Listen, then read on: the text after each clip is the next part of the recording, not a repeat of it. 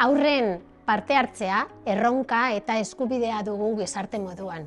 Kultura parte hartzailea oso importantea da. Horregatik ikastaro honen helburua haurtzaroaren parte hartzean sustatzea, trebatzea, sentsibilizatzea da.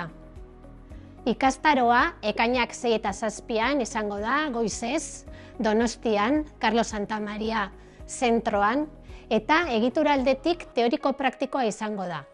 Alde batetik lehenengo momentuan gaian adituak diren Laia Farrous eta Asunción Jena etorriko dira, eta bigarren egunean Garth Larkins.